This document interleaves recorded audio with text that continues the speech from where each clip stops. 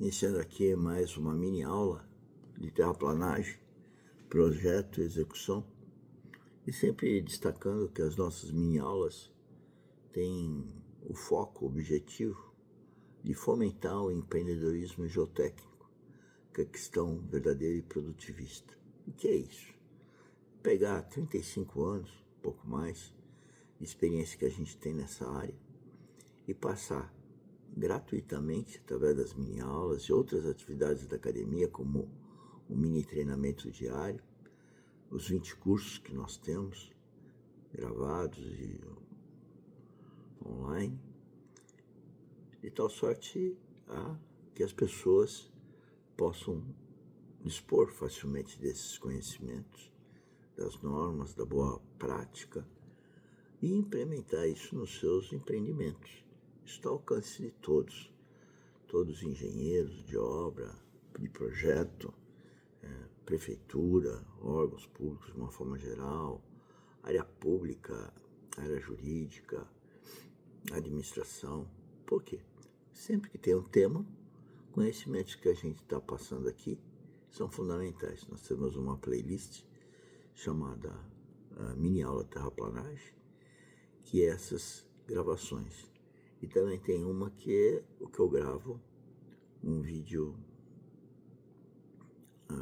um áudio, que eu chamo de áudio, né, no celular, ao mesmo tempo. Bom, vamos então à nossa mini aula de hoje. E desculpa, a gente deve destacar também que todo dia, de segunda a sexta, às 16 horas, nós temos um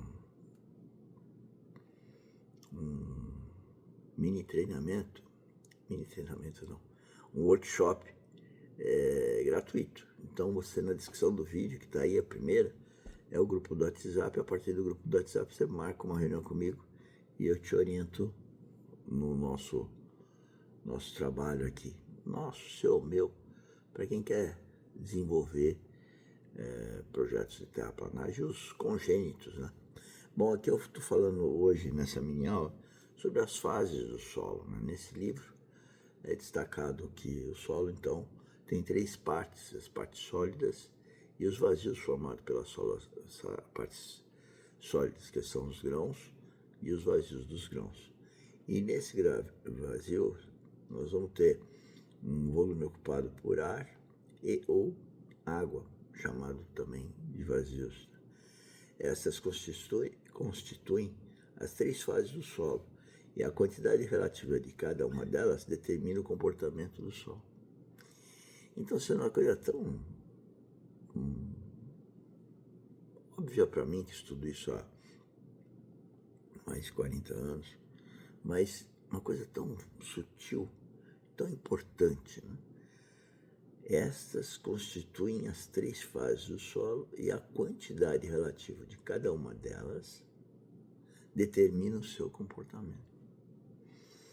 Na engenharia, a gente vê em geotécnica essas 3 fases. Está lá os grãos, né? Está lá os sólidos, os grãos. Está os vazios, que podem ter água, ou o ar, né? Então é fundamental você ter essa imagem, né? E eles passaram essa figurinha, eu fiz, acho que quase 50 anos atrás, né? E o que é importante nisso? Importante é que esses grãos, eles se tocam, e é eles que configuram, né, a tensão efetiva. É quando você tem os 2 pulsos que tocam um outro, que é a tensão efetiva de um com o outro, né? O resto são vazios, que podem ter água e ter ar. E essa composição de água e ar no vazio também acaba influenciando essa tensão efetiva, né? Por isso que a gente fala que a tensão efetiva é a tensão total menos a poropressão, ou seja, a pressão existente nos poros. E isso, então, que vai designar o comportamento dos solos, né? Então, se a gente vê de uma forma microscópica, nós vamos ver isso que eu estou mostrando novamente aqui: os sólidos ou os grãos, o ar e a água, né? E isso é fundamental, como eu já falei, vou repetir, guardem essa imagem. Quando você olhar o solo, porque isso não acontece, não tem a mesma importância no caso da madeira, do aço e do concreto. No solo, isso é fundamental para entender o comportamento e entender mecânica dos solos, assim como mecânica de solos experimental, que é a parte de laboratório. Então, o ser humano que não é engenheiro civil, que não se especializou, né, ele, com essas nossas falas, ele pode então começar a entender o comportamento dos solos a partir de quanto tem de água. Essa água sai e entra, ela entra pela chuva, ela sai por evaporação, né? E também ela entra por uma inundação que vem de baixo para cima, com o altear, a elevação do nível d'água. Tá? Então, a umidade, que é a quantidade de água dividida pela quantidade em peso, né? O peso de água dividido pelo peso dos grãos vai conferir o que nós chamamos de umidade. Tá? E essa variação da umidade, ela muda o comportamento do solo, porque pode mudar as tensões efetivas. Tá? E como eu falei, a água que vem de baixo para cima, ela causa um fluxo de água por esses vazios, né? E isso e as duas coisas afetam, como eu já disse, a tensão efetiva, né? Isso é fundamental, guardem isso. Quais são os elementos do solo, então, né? Com esses elementos do solo, que é a parte gasosa, líquida, sólida, ou os grãos, né?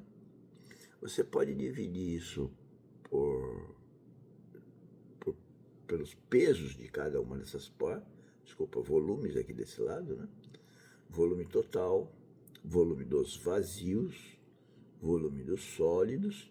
Do outro lado você tem o peso. O peso gasoso é praticamente zero, a parte líquida e a sólida.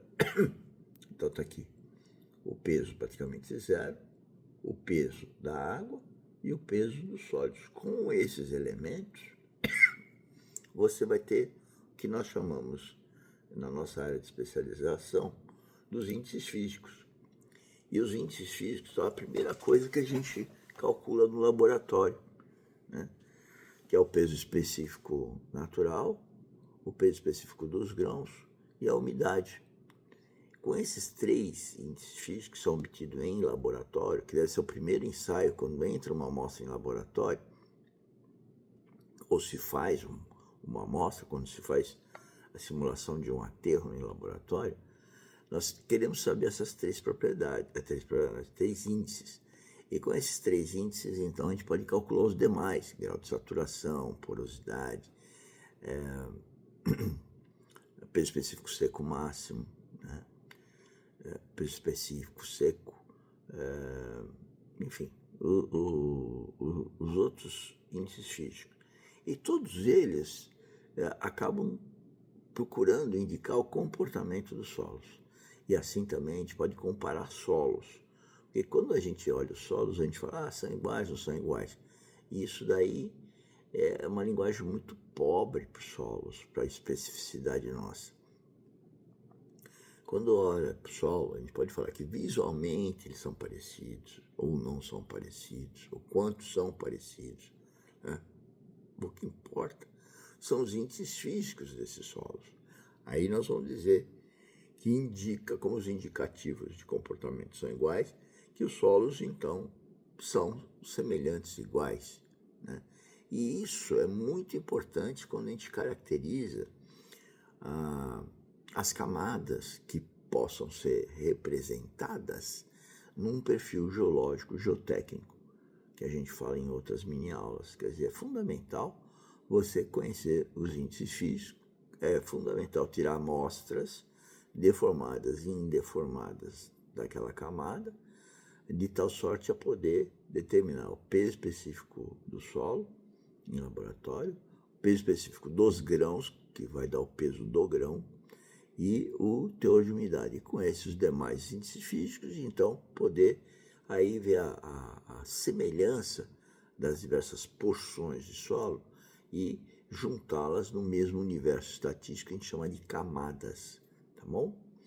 E, de novo, por favor, fique à vontade para marcar os workshops com a gente, tá bom?